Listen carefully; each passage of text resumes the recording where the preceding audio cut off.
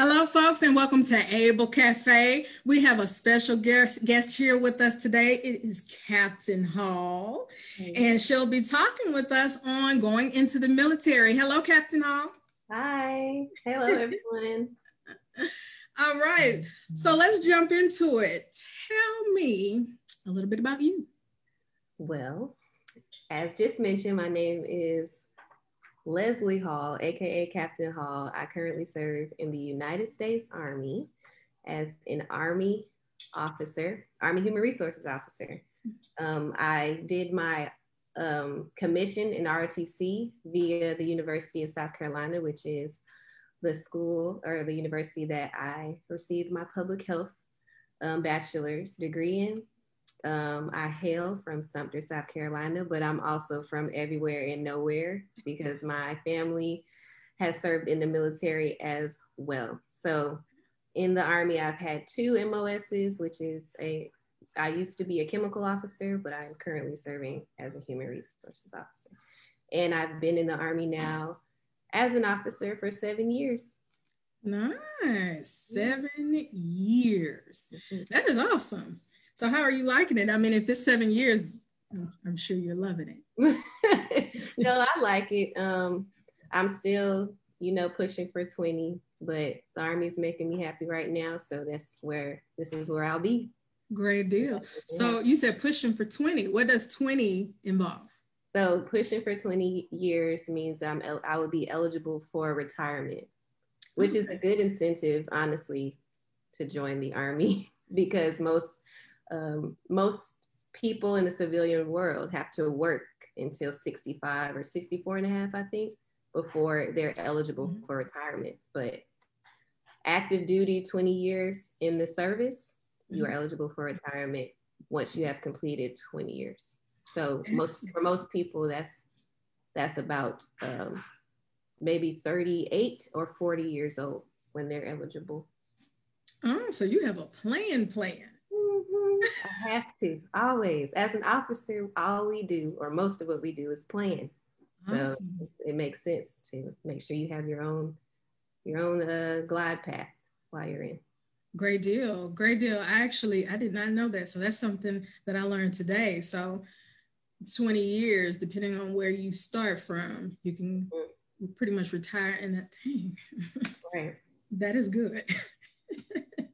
Okay, so let's talk about what enhanced your decision to go into the military and what was your process? Okay.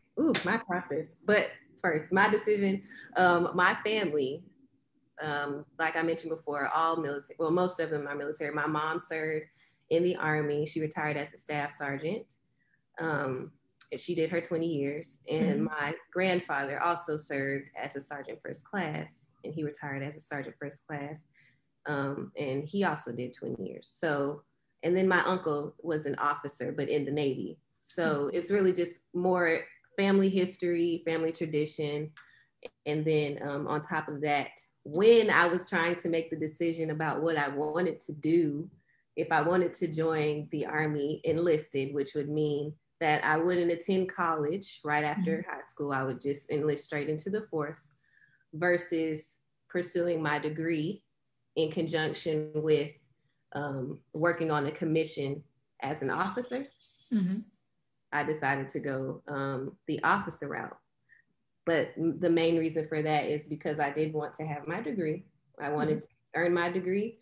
And then the motivation to continue to serve or wanting to serve was definitely stability. Because at that time, I think I joined in 2000. I went to college in 2011. And at that time, we were in the recession.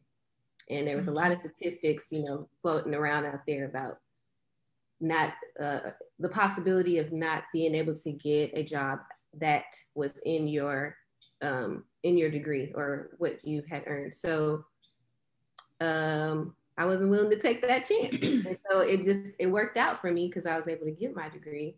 And then also in the back end, after I graduated, I had a job and I can keep it for as long as I do everything I'm supposed to do. Right. I can keep it. So that was true motivation. The ability to earn my degree and still be able to serve was was also played a key role into why I joined. Nice. Okay. So this is a family affair. It is. Okay. You say it is. And your process, so your process was pretty much going into college first and just kind of coming out and going in.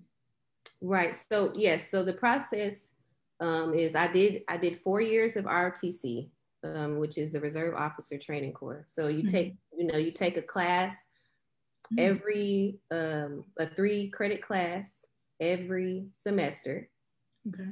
For all 4 years, and in these courses, you're basically being taught how to be a leader, and that is what will drive you being able to commission various different things, various different trainings, and then you get through all of that and make it through there, and pass all your classes, then you can commission at the end of it. Nice. However, one of the ways that is a lot easier for me, I had to compete for a contract, which meant that that I had to ensure I was physically fit, academically sound, like all the different requirements, medically ready and personally ready to receive a scholarship. I didn't come out of high school with a scholarship, and you can apply for those scholarships like maybe even 2 years before you even graduate graduate high school. Okay. And with that scholarship, you get paid to go to school. You get a stipend. You continue. You basically you have an obligation to the Army for officers, probably like 3 or 4 years. And then after that, you don't have to recontract. You don't have to do any of that. I'm completely eligible to get out of the Army right now because I've already committed to my obligation. And so that was my route. I competed for 2 years, and then I earned my scholarship. But had I applied, which is a note, had I applied once I decided to join while I was in high school, I could have probably been paid and contracted starting my freshman year. So you have monthly stipend, you get, money for books and things like that. But because I didn't do what I was supposed to do back then, I had to compete for it. And then I earned it 2 years later. So I got paid for the last 2 years. And then I owed the Army, I think, 3 years. And by owed the Army, I mean, basically, I was on a contract for 3 years to give them 3 years. And then after that, I was eligible to separate or continue service. And I decided to continue my service. So that's a little bit about my route. It's a lot more to it in depth, but I try to, condense it and give it to you the best I could.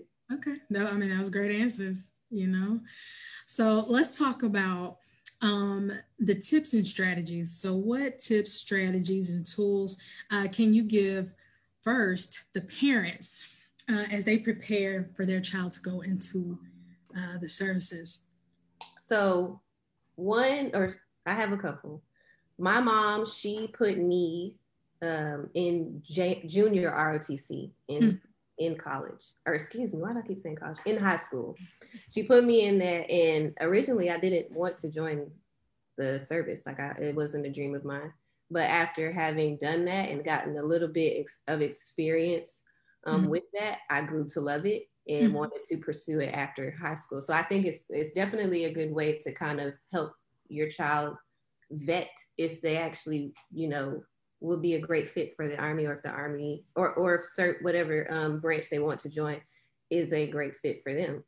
And so I recommend just at least having them do a semester of that if they have that, if they have junior ROTC offered at their high school. And then also, like I said, getting them into military-based experiences or programs that will help them see like what life would be like, I guess, if they did actually serve.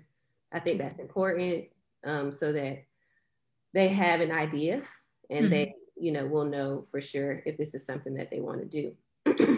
And then the other thing is, if your child, it really wants to join the Army, any military branch of service, I recommend being involved with them in the process that they go through with the recruiters, and ensure that you ensure that your child understands what's being told to them, because it is, I mean, you are contracting and you want to make sure that everything is legit. Not to say that it's not, but some things aren't understood as well as an adult mind could understand it if parents were there, if that makes sense. No, that, so I would say be actively involved in that process, and do your research. There's a lot of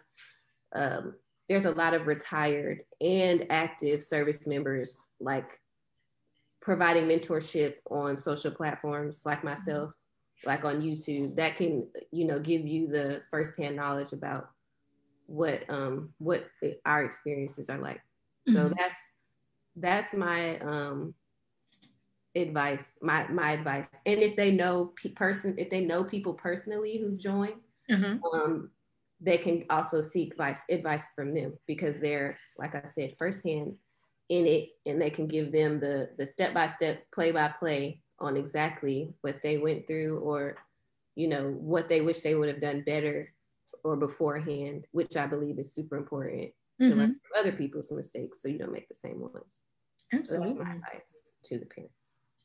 Great deal. I mean, it's not often that we hear that we hear someone telling the parents to be involved in the process, the recruitment part. I think that's vital and important, because I know some parents are like, am I able? Some don't know if they can, Yeah. So no, I think they definitely can. Originally, I thought that I was 18 and I was grown and I need mama to be with me in the meetings and what have you. But she taught me a lot, because she served too. And her being there, she was like, okay, this is what this means. If you do this, you're going to owe this amount of time after, and just things like that. So they can get a better understanding from someone they're comfortable with. Right. Not to say they're not going to be comfortable with their recruiter, but you have somebody who's always ultimately has your best interest at heart, that's sitting right beside you. And so I think that's important, to be comfortable in those meetings so that they're confident in their decision.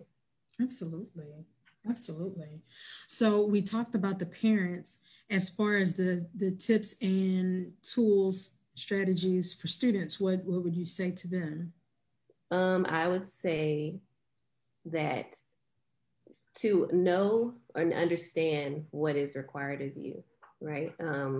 It's just the same with similar to getting a civilian job. You want to make sure you have, the prerequisites so that you're successful.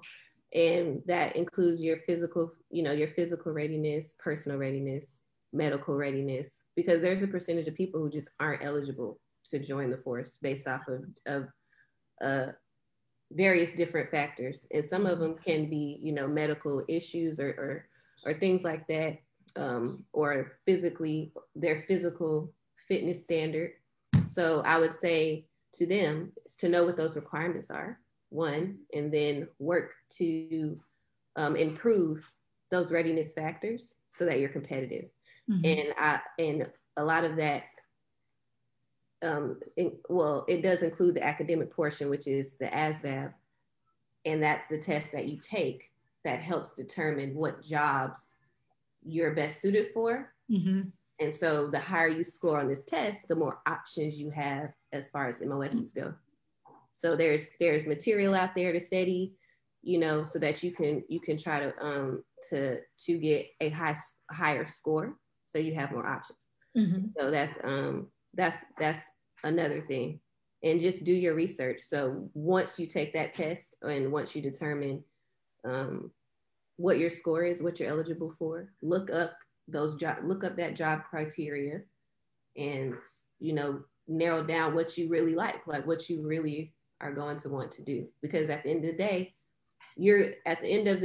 you want to love what you're doing. And so you have all these options. You did the test, you're physically fit, you're completely eligible. So why not get the MOS that you want, the job specialty that you want? And so you've earned that. So do your own research and ensure that you meet those requirements so that you're successful. Great deal. So you said there's study material out there to help prepare them? Yes. Yes, okay. ma'am. Great deal. Now, where that is, I don't know, but I know it's there. I took it when I was 21. Mm-hmm. I'm 28 now. So I'm not sure where it is now, but I did have study material at that point. But it is out there, and I'm almost certain if asking the recruiter can facilitate that material. Okay. For the test. Mm-hmm. Utilize that recruiter for your studies. I got you. Mm-hmm, mm-hmm. Okay. So sometimes there are myths that come along with going into the military. Now, when you have parents who are concerned about that, you have students who may possibly be concerned about it. What can you tell them as far as overcoming those myths that are out there? I would say trust your instincts. That's number one. So trust your instincts and validate that through experience-based knowledge. So as I mentioned before, speaking with someone who is serving, someone that you trust, that's going to give it to you straight up. Like, this is what I'm going through. This is what I've been through. No, that's not true. Yes, that's happened, but this is what they're doing to change it, because the Army, just like everything else, is evolving. And so things are changing. What a lot of the times what you see on TV, you think that's the Army. And it's, you think Major Payne, you think all these different things. And some things are very, replicate the Army or the service very well. Some things it's just way far-fetched. Yeah. But the only real, solid factor in that is to trust somebody who's actually serving. So who can give you that sound, unbiased advice because they have the experience. And so that's the trust your instincts and to talk to someone who's already in or who's serving, who's been through the process, and who can give you those, give you the lowdown or whatever it is, questions about said myths, hopefully can dispel them, because a lot of the time, like more than 90% of the time, they are just that. They are myths. Understandable. Okay. And I mean, myths are associated with a lot of things in life, period. And so, as you said, you have to utilize that instinct, the gut feeling. It's there for a reason, so yes, definitely utilize that. So if we have a student that is getting ready, well, not if, we have students that are getting ready to graduate in 2021, okay? To those students who are getting ready to graduate, what advice would you give them, or encouragement would you give them as they, prepare for life's journey after that? So what I would encourage them to do is, and I keep harping on experience because this is how I learn what I like and what I don't like. I put myself in uncomfortable situations sometimes. Not everything, but what I mean is, like, maybe I wouldn't be comfortable taking an art class because I don't really know if I'm into art or things like that. So, but how would you know unless you try or unless you go experience that? And so my thing is to try to learn as much about yourself as you can, in everyday life, like every move you make, self-reflect, understand that this is what I like. I don't like watching scary movies. Okay, I've watched them. I don't feel good when I watch scary movies. So I'm gonna stick with the comedy and, let that continue to build on that so that you can learn about you and it can help you decide what you want to major in. Do you really want to go in the army or the service? Do you just want to get a degree? Is school for you? Like a lot of those different experiences, and being comfortable with being a little bit uncomfortable when it comes to trying new things. Something that I wish I would have done, started doing more so in high school. I didn't really start experiencing different things or analyze self-reflecting until about college, and actually absolutely a lot more as I've gotten older. But it's okay to start. It's definitely okay to start in high school. And I think that understanding, you know, what you like and what you want to do is definitely important. Okay. And don't be afraid to make a change. Like if you thought you loved it, or you know, you thought you loved it, you thought this was gonna be it for me, and some trigger was like, this isn't it.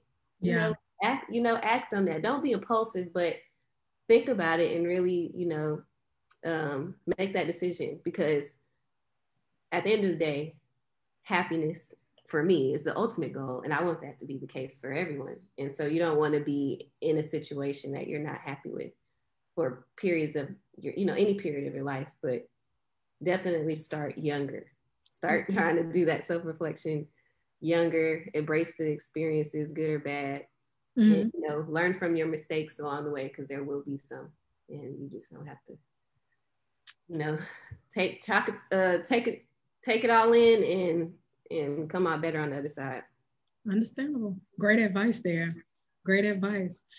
So let's do a different portion to that question. So you have students who are graduating and do not plan to go to college afterwards. What is your advice there? So I think it still goes along the same lines, but I would tell them not to be discouraged, because college isn't for everyone. And I know you hear people say that all the time. College just isn't for everyone. Sometimes circumstances make it so that it's not too. But there are a lot of successful business women, businessmen, thriving, successful men and women out here who did not go to college. Absolutely. Right. And that the people, those people, or you, whoever you are, who chooses not to take the college route and wants to go somewhere else, are super driven and can be super driven and ambitious, and don't need a degree to tell them how to make themselves happy or what to do with their lives. There's a lot of different things, trade school, entrepreneurship. There's so much that you can do that does not, require you to pursue education outside of high school. And so I just think that my advice would just don't be discouraged. Can learn what you like again, and then feed off of networking and those people that are in your corner who you've probably seen do it before. And maybe that's how you build a life for yourself outside of pursuing a degree at any university. Okay. Great deal. Great deal. So are you ready to dive into some of these questions that students have? Yes. All right. So we have, let's see, about 16 of them so far. So let's go ahead and dive in. So one of the questions is, what is the difference between all of the branches? Okay, so I think the main difference between all of 5 of the branches is just our overall mission, like what our specialties are, right? I know that specifically, I know the Navy is, they're sailors, they're on boats, they're protecting the force at sea, right? Okay. And the Marines are a component of the Navy. So they kind of do both, which is ground warfare and sea warfare. Okay. The Army, well-rounded. We fly planes, we're on the ground, we're in the sea, we're in the cyber force or cyberspace. And everyone really does that, but you have the different branches that are more, what's the word I'm looking for? Their percentage of them that actually do that specific thing. So while we Navy SEALs are in the ocean, in the sea, Army is more so on the ground. We're more so fighting the fight that's on the ground, heavy artillery, heavy weaponry, and things like that. And then the Air Force, everything to do with flight, planes, sky warfare, everything to do with that. And now we have the U.S. Space Force as a component of the Air Force. Mm-hmm. So now we're getting even further into the galaxies and even further opening our depths as a force. But to me, I can only speak on really what the Army is and what I know about the other branches, but it's really just the difference is what the how much of one particular domain they actually work at, if that makes sense. So I get that. I hope that makes sense, but if not, you know. It actually made perfect sense. It made perfect sense because I've never actually thought about the military services focusing on every portion of warfare. Never thought about it. Right. Like and we do. And the Army has their feet in everything. Sometimes, you know, we're more of generalists. We're generalists, while, you know, the Navy, Coast Guard, and the Air Force are more so specialists. Like, they specialize in their particular warfare, like flight or sky, air, and then at sea warfare. And the Marines are kind of the same with us a little bit. Like, they sprinkle up a little in there too. A little bit of everything with the Marines too. A little sprinkle here and there.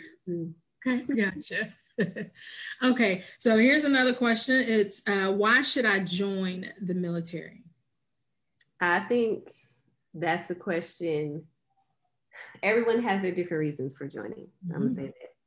Yeah. But I think for me, I would say that the Army is a family environment that I've longed for, that I've sought since I was probably 14. The camaraderie, the teamwork, just the overall structure. I'm a person of standards. I like standards. I'm practical. That's just who I am. And I feel like the Army embodies that 100%. Living by the Army values, treating everybody with dignity and respect. And that's why I continue to serve, right? And that's why I joined, because of that. I think that your willingness to just serve your country outright is enough for you to feel like you should sign your name on the dotted line. To give back to your country is enough. And that drive alone will help you to push through and serve probably 20 years, like majority of service members do. So, but I think ultimately that's a self question. So why should you serve is a question that you should ask yourself. And if it's not, you know, if you're not floating around that moral compass and looking at your values as a person, look at that and determine which branch lines up the most with what you value as a person. And I think that's when you'll determine why you should join the force. Great. Okay, so it's a personal thing. It's not something that you should just do just because it's what your values, your character is, what's instilled. Right. And I feel like the Army shouldn't be the only thing that you look at when you say, why should you do anything? You should look at what you value in everything. So why am I making this decision? Why do I want to join? Why do I want to go to college? Why do I not want to go to college? What about you do you value? What about you that is valuable, or what have you, that these different avenues either meet or help you to continue to instill or don't? And I think that's how you make your decision. I want to go to college for this because I like academics, you know, whatever the case may be, whatever, you know, feeds your soul, feeds your heart. That's the path that you should take. But I think that's what you ask yourself. Why should I do this? And absolutely. Ask it all the time. Absolutely. All right. Okay. And so what are the requirements for joining? So to be honest, that those vary. I mean, vary based off the different services, the different branches. They have different requirements. But as far as my requirements, what I had to do was I had to, one contract, which I mentioned before, you definitely have to contract if you do RTC, so that you can receive your commission at the end. The other thing is There is a school we go to similar to what is known as boot camp, but it is basic training. It's about 4 weeks, but it's not. Basic training is for most is about 10 weeks, but for officers, we did a leadership course for about 4 weeks. You have to pass that. You have to meet the physical fitness standards, which we recently just implemented a new physical fitness standard. So the Army is still in the test phase for that. About another year. You have to be medically deployable, so to speak, or medically ready. And that can slew of different things, because there's a lot of things medically that you can get waivers for, like it's a lot of different things. But what else did I do? Again, I did ROTC, so I did my classes. I conducted my classes every semester, and then 2 times out of the year we did field training exercises. Basically, you go through the whole ROTC program, you pass, like you getting good grades in all the classes. You go to that 4-week course, you pass at that 4-week course, and then you have to contract in order to even receive a commission at the end. And like that's why I said y'all should try to contract before you even step foot on campus, so you already can guarantee that that's the route you'll take, or you'll get your commission at the end. So and how long can I stay in the Army? So how long can I stay in? Shoot, I know service members have been in over 30 years, some 35 years. Yeah, 5 stars, been in 40 years. Like there's really no limitations, with the exception of the fact that if you cannot meet the Army standards, then there's potential that you can be separated. I.e., if I could not pass a PT test, then I have the potential to be separated, because at the end of the day, you signed up to help fight and win the Army, or win the nation's wars. So if you cannot physically do something, or physically, shoot your weapon or run on the battlefield or what have you, then you could potentially be separated. So those are just things that, you keep in mind. But you can stay in fully deployable, like fully ready. I don't know about a cutoff there, because like I've seen, like I said, a lot of service members who even do over their 20-year eligible for retirement time. So so I was just asked this. It says, can you expound on being medically ready as it relates to mental illness? So it would depend on what the mental illness is. I'm not a behavioral health specialist by any means, but those things will be vetted prior to you even making it to basic training. That's the recruiter process. They will go through to ensure that you meet the basic medical requirements. And I think a part of that is an assessment of your mental health. And so they will determine, an actual medical professional will determine what that means specifically. But that is, like I said, it's vetted prior to, and then there is, if for some reason that occurs while you're in the service, there are resources there and options there in which you can take to either continue service or separate if necessary. I don't know if that truly answered the question, but I'm not a medical professional, but there are systems in place to facilitate that. Okay, that's good. That's good. At least that's good to know that there's systems in place for that. So when it comes to boot camp, what is it and how long is it? It is your basic training. So this is the training you receive that gives you the basic knowledge of being a soldier, right? So you're going to weapons qualifications, you're learning about how the Army works, structures, customs and courtesies, field exercises. You're just getting a feel for being a soldier. And that process is about 10 weeks. 10 weeks long is basic training. And you do that, and at the end of basic training, you receive your patch. You are officially a soldier. Once you graduate basic training, you should know everything there is to know, or at least the basics about being a soldier. Your experience is what's going to help you along the way.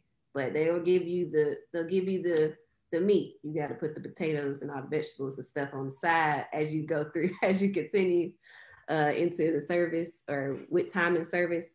And then after that is your is AIT, which is where you learn your job.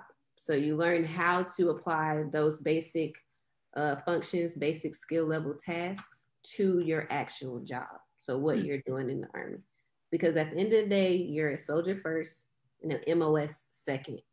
So you have to know how to do all of that, shoot, move, and communicate before you learn how to serve the Army in that specialty position.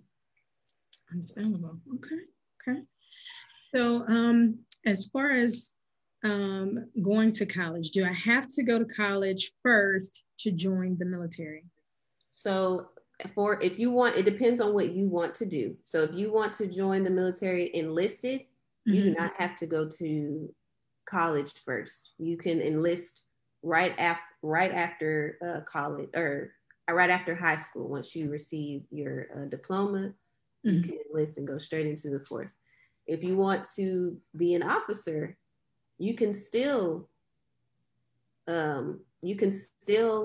enlist straight out the force or straight out of high school. But there's a time period you have to serve enlisted before you can pursue an actual commission. And even then, all officers have to have a bachelor's degree.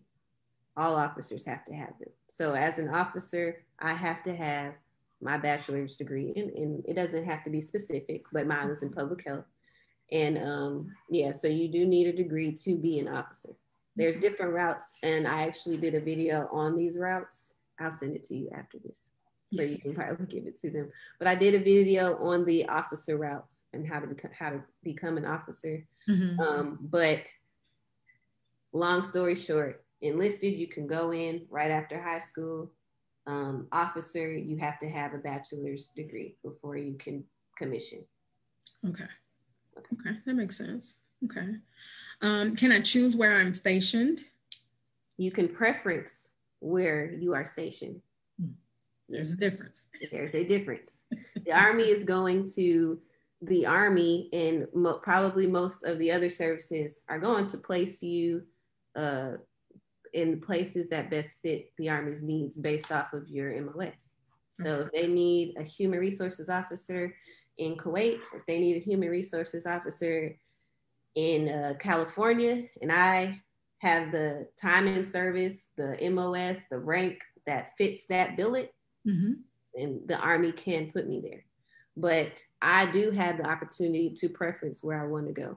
And your preferences are more likely than not given to you based off of your performance. So I want to say, is it merit based? So based off your performance is, the better opportunities there are for you. So that's why my advice is to always do your best in everything, because it definitely holds weight. It should hold weight in everything you do, but it definitely holds weight in the Army as far as, where you want to, where you can be stationed. You can preference it for sure. Okay. All right. There's a difference between choose and preference. Yes, ma'am. Huge. Okay. What does deployed mean? So deployed means that there are troops that are activated to pursue or accomplish a certain mission that may not be in your at your duty station or in the particular place in which you're permanently stationed. Mm-hmm. And deployed, depending on, deployed just means that you can be overseas. Mm-hmm. Sometimes you deploy troops domestically. It's just whenever you need to activate a certain unit to go complete a mission that is not otherwise located at their permanent duty station or wherever they are currently. Okay. So most of the time people hear deployment, they think overseas, like Afghanistan, Iraq, Kuwait, Germany, things like that. But they are also timed. So you can deploy for anywhere between maybe six months. It just depends on the unit, but 6 months to 15 months can be a deployment. But it's unit dependent and mission dependent. It will determine how long you deploy for and where you deploy to. Okay, that's a great explanation there, because I did not know. When I hear deployment, I automatically think overseas. Mm-hmm. That's in most cases, but most of the time, in most cases for active duty personnel, deployments are overseas. But if you pursue Army career in the National Guard or the reserves, they're mostly located in the United States, and they're activated by the Guard is activated by the state, and the reserves are activated by the federal government. So they can deploy to different places in the United States and overseas too, but you can still deploy in the United States as a service member. I actually have a friend who's deployed right now to Texas. She'll be there for a year, but she's still currently in the United States. But it is a deployment. Okay. She's not at her permanent duty station. Right. Okay. Great explanation. And Texas is a great place to be. Great place to be. Not that I'm biased, but right. All right. This one is: can I be deployed if I am a woman? You can, sure can. all branches, all MOSs are open to women, and so yes, ma'am. As a woman, you can be deployed. As a man too. Anybody can go. Yeah, gotcha. All right. So here's some. Here's I can tell these are young ladies asking these questions here. Mm-hmm. So it says, I hear that showers are 2 minutes. How can I do that in my hair? So when you will learn very quickly how to make things happen in short periods of time. Mm-hmm. So for example, and let me just go ahead, myths. I don't know showers to be 2 minutes. Okay, I don't know that. Right. But I doubt that. Very, very, very much so doubt that. But I think what you're trying to say is that they're quick, which, yes, I've taken quick showers before, but unit dependent. However, you can do your hair, maybe for me, I feel like you can do your hair at night, tie it up, and then pop up in the morning. All you gotta do is shower. Boom. You're out of there. You know, but you learn how to do stuff conveniently to save time. You learn efficiently, and you learn fast. And so that's a good question though, because a lot of people do run into that. Like, I don't know what to do. I have a routine. My routine is like 30 minutes, but I know I have to cut that down to 15. My hair is thick.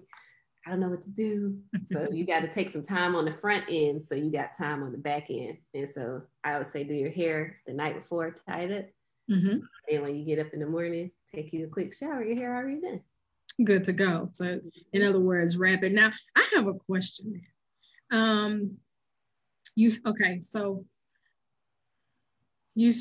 Everything has to be done quick. Now, you have some who have wraps, they can wrap their hair. You have some who are natural, mm-hmm.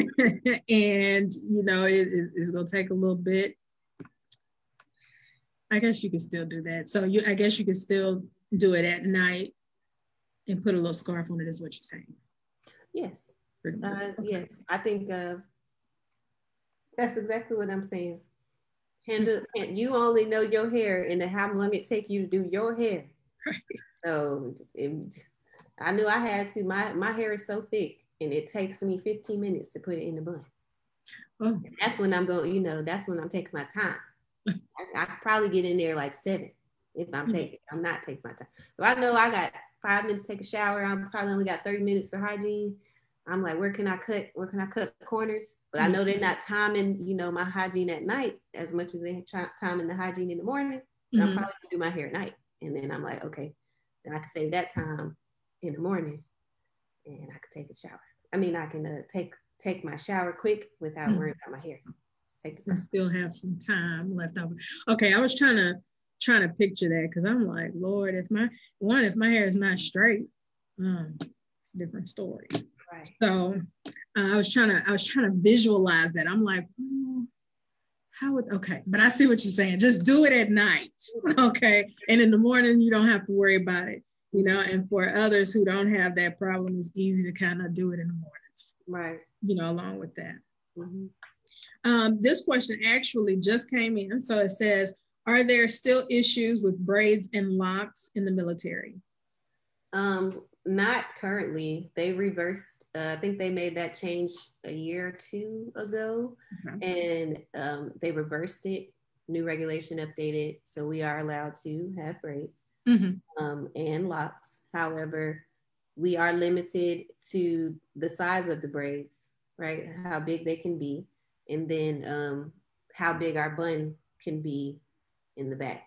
So there's a regulation for us that gives us all of the different standards, grooming standards for hair, and just hygiene standards in general, or grooming standards in general. But it's not so much of an issue. It's not so much of an issue as it was, I think, maybe 2 years ago, because we can now wear braids again. It didn't last long, I'll tell you that. It didn't last long. I mean, that's protective styles. Gotta have them. So, okay. So here's the next question. And let me preface this question. Last week I spoke with, her name is Dr. Chambers. She's also known as the period doctor. So we spoke on cycles, things of that nature. Of course, going into the military, there are young ladies who, they're going to be on their cycle. It comes with the territory of being a woman, right? So this question, how do you shower in front of everyone while on your period? That's a pretty forward question. It is, and okay, so depending on where you are will depend on, what type of showers you have, right? Because I've had experiences where I've had private showers, and I've had experiences where I actually did have to shower in a bay or publicly. Mm-hmm. But I thought about this, and I was like, if I've been on my cycle while I had to publicly shower. But if I had, then I would probably use the bathroom first, right? Use the bathroom first, wipe all up in there. So when you're showering, it's not as noticeable at all that you are on your cycle. Because you've already got it all out and you kind of already cleaned up down there. So now you're just, re-cleaning, and be quick about it, be quick about it and move on. So that's what I would do if that's a concern. But we're, the bays are also gender neutrals or separated by gender. So you will be in there with other females too. And so, oftentimes we understand each other. Understand things happen. And it is what it is. And you'll find that it's a lot more, this concern is probably like really a minimal concern. Like once you join, it's like, you don't think about this stuff. You think about getting that shower, getting in and out, getting clean, and it's probably forget, to be honest, with everything, with everything else. So that's my advice. Okay. That's a a different kind of question to have to answer. Possibly uncomfortable. And I mean, the whole topic of cycles can be uncomfortable too. I would go also as far as to say, if she's concerned about that, possibly buy some black towels. Right. You know, that could probably help a lot. And the most scars are like Army issued are brown. So okay. That's nice to know. That's nice to know. Okay. As far as the GI Bill, how does the GI Bill work? Ooh, child, that's a question for the recruit, because my GI Bill works different. I've known people to pay into it for a year, I think. Okay. I had a friend who paid into it $100 a month for 12 months, and then he was completely eligible. But that was 4 or 5 years ago. I know for me, I had to complete my obligation, which I owed 3 years to the Army. Contracted. I had to complete my obligation before I was even eligible to collect 33% a year. Mm-hmm. And so I have had to do a total of 6 years to get my full benefits. I don't know specifically why that is, or if that's the general rule for officers, but that's just my experience and ones I've known from other people. But great question for your recruiter. Okay. He will definitely know that. He or she will definitely know how you can get those benefits, because they're spilling all the tea on the great benefits of joining. So that is a good one to ask. Absolutely. Okay. We have some questions that are rolling in besides the ones that already came in. So let me try to get some more of these in. What is tear gas like? What is tear gas like? Ooh. So, it's not as bad as people make it seem. Okay. Yeah. I like I said, I was a chemical officer, so I had to run those gas chambers for the first 3 years of my military career. Oh, wow. And there are standards to this. Okay, there are standards to this. Most of the time, the intention behind going into a gas chamber with your mask on is for mask confidence. So in the event that you do have to use your mask, you feel comfortable using it and knowing that there's nothing getting in your mask or on your face while you're in an environment that has contaminants or toxins. And so that's the point of the gas chamber. And really, it's not bad at all. I'm just going to say that. It's not what you've seen, probably. It's not what you've seen, but it is an experience that you need to have, because those are potential environments in which you could be in. And so to train on that, everything you're learning, you're training on, because they're trying to set you up for success for when and if you have a mission that might involve that. Currently, we don't have any CBRN or chemical threats out there right now. So, but there's potential for it, and the Army likes to plan for this. All services really like to plan for the inevitable, and so what could happen? Yeah, that's why they send you through these different different training exercises, so that you feel comfortable and confident in those environments, especially because it's very rare. At least that one is. But that's why you train, do repetitions, you practice, you rehearse. So the more you do it, the more confident you feel. You just know how to react, like innate, just know how to do it. So. And the more it's embedded. So like you said, the more you practice, you'll be ready for it at any time. Right. Instead of having to get ready during that time. So that makes sense. Stay ready. Get ready. Exactly. Exactly. So this one says, can me and my boyfriend be stationed at the same location? So you can. Now, are you obligated? Is that an obligation for the Army? Not so much. But if you were married, it is probably you're more likely to get stationed with your spouse. But boyfriends and girlfriends, it's not a guarantee that will happen. Okay. But most of the time, there's a program for that. I think it's called the Married Army Couples Program. Mm-hmm. Once you get married, and it's potentially to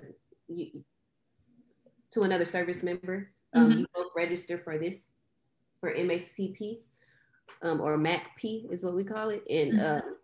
That helps facilitate you both being stationed in the same place. Okay. Not to tell you to go get married anytime soon, just telling you what happens. Yeah, options. You're giving options. Options. Yeah.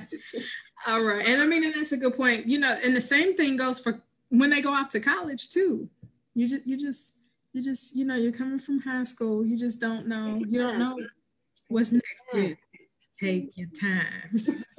Because what happens if it doesn't work out? Then you got to see this person at the same place that you are stationed. And Lord knows we don't like that.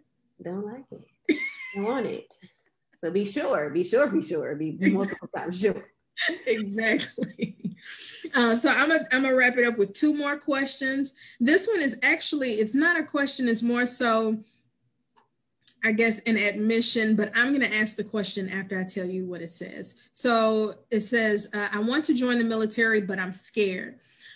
So my question is, what advice can you offer to this young man who sent this in? I would ask him what he's scared of. I mean, what is scaring him about serving his country? Like, what is scaring him about his want to join? I mean, what is the want? Like, what is his motivation behind that? Because oftentimes, that motivation, that inspiration will outweigh that fear. But identify what that is and dispel it so that you can do what you want to do, which is join the Army. But it just goes back to values and what I was saying before. What mm-hmm. Some values are more important than others, and maybe maybe once he understands what that is, then fear will probably be something he less values, and he'll do it because he wants to. Come on here, words of wisdom. Yeah. Come on here, words of wisdom. That is so freaking true. Depending on what it is that you are wanting, your why, that question, your why, what is your why? As you said, wow, that'll dispel fear. Ooh, that's a quote. You just write that down. Don't take my stuff. I'm gonna give you your props for that too. I am, and you'll see it. I'll give you your props for that. That's good. God, that's great word usage. I'm a fan of word usage. Yeah, so here's, I guess, a little scenario for you. It says, my sheltered senior is considering the military because she wants time to think about her career. What do you think that's a good choice? Wait, she wants to join the military because she doesn't. So, can you read that one more time? So that's how the question was. So it says my sheltered senior is considering the military mm-hmm. because she wants to think about her career. So there's something missing there. So what I'm guessing they're saying is she's considering the military, but she may possibly be putting it on pause, maybe, and to think about her career, or she wants to go into the military first to think about her career. Okay, so I'm trying to answer both ways how we thinking that she's saying it. Gotcha. I think the first way is she wants to pause her pursuit of joining the force mm-hmm. Because she wants more time to think about what she really wants to do. Okay. I think that depending on her situation, her mm-hmm. circumstance, that is a good choice. I mean, you don't want to, especially if she decides to enlist, she will more than likely have to be in the Army for at least 3 to 4 years. And so, I wouldn't want anyone in the army for that long and just kind of being unhappy and not really knowing like what it is, you know. And so I would say that her pausing for a second, try to figure out if that's something solid for her, makes sense to me. Okay. And so to counter that, I guess, is still the same thing. I wouldn't join the army if I, you know, I mean, it depends on a lot of different things, right? I keep going back to values, because if stability, you know, stability, structure, practicality, predictability is something that you value more versus the unknown, which is you know, still trying to experience life and understand yourself, then yes, maybe joining the army will help you figure that out. Maybe that's what it is. But again, that's why you tell people, and that's why people say like it's not for everybody. 1% of the world, 1% of the US is in the army. Yeah. So, or in the force. And if it's not, I feel like you should be solid in your decision. Like you should be solid in it. And so, so she's not, or if she knows what is a priority, what is most important to her, and that that is going to solidify her decision, then join and then figure it out. It's completely okay. But I think if she doesn't know either one, I don't know what career path to take, or I want to stop. I don't want to go in the army just yet because I don't know. And don't. I definitely believe you need to be solid on that decision. Gotcha. That's any decision really. But this one, it's a lot of the time becomes a career for people. And it's not like other jobs where I can just work here and then quit if I don't like it. Like once you get in and you're on contract, there's slim few far in between things that are going to keep you from, or that will keep you from serving your 3 to 4 years. Like you will serve them, and you know, so be comfortable and confident in that decision for sure. Okay. Great deal. Very good answers. I'm going to get ready to let you get out of here because I know you have a full day, I'm pretty sure. But before we exit this live, what encouragement will you leave the viewers? So I value excellence. I value excellence, and I say that strive to give your 1000% in everything. Performance, potential, because for the Army, at least, you are graded on your performance, how you do things, how well you do your job, and then your potential. Does the Army see a future in you as a potential leader? And so with that being said, give your 1000%, because at the end of the day, you can say you did your best versus not. And so that's just it's very simple. You know, excellence is key. Absolutely. Strive for excellence. Absolutely. Great deal.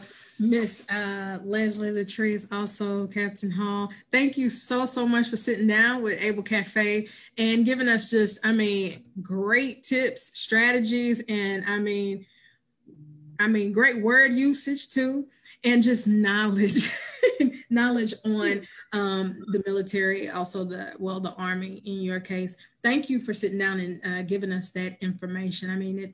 It's information that I even learned, because there were some things I just did not know. So if I didn't know it, I know there's students out here that also may not have known that info, but you broke it down very good and in a way that they can understand. So I appreciate you sitting down with us, okay?